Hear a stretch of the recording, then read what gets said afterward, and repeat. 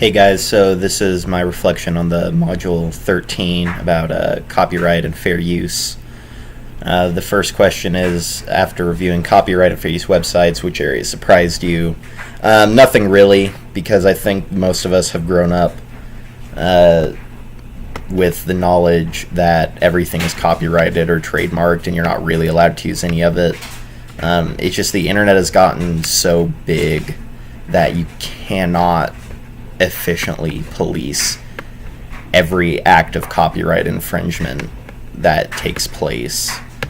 And I guess this also kind of falls into the second question about copyright laws being broken in classrooms. And it happens in, I think, every class I've ever been in since preschool probably has. Even I'm not even a teacher yet, and the one lesson I've given to a classroom has, I would almost guarantee, has broken fair use and copyright laws. We watch movies. I'm sure everyone had to watch like Dead Poets Society at some point in their high school classroom. The entirety of it, which is certainly not allowed. I used a bunch of clips from a SpongeBob episode for my lesson that I gave. I think what I found most surprising, if anything, is that every website that talked about copyright and fair use almost always starts out by saying, oh, it's not that complicated and it's simple, and there's some pretty standard guidelines that everyone basically agrees on, but that does not seem to be the case at all. First of all, they have the layers of licenses that I'm looking at again right now, and not all copyright material has these licensing stamps on them, or you would have to go way out of your way to try to find them, unless you own the physical copy of something, which very rarely happens anymore. You can buy almost anything you need online and get a digital copy for less.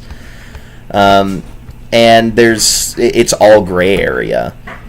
It really is. I would not want to be a copyright lawyer and have to deal through this all the time. It's incredibly confusing, and I feel like the only reason all these websites and resources try to tout how simple and well established all these rules are is because they're just praying that some people will leave their materials alone. Because this is an absolute mess, almost impossible to get through, and you could, unless something has the stamp on it, the license stamped right on top of it, which, as I said, is not always readily available, especially whenever we talk about anything you write down on paper, anything you create is owned by you. It's kind of ridiculous, and it's going to have to change at some point in the future. I guess the best advice as a teacher is to just not use any outside resources unless they have been specifically created for classrooms, because I don't think anything would happen. I don't think this is a big issue for most schools. I don't think schools or classrooms are being sued every day because of their use of copyrighted materials, but it's certainly possible. So I don't know. I think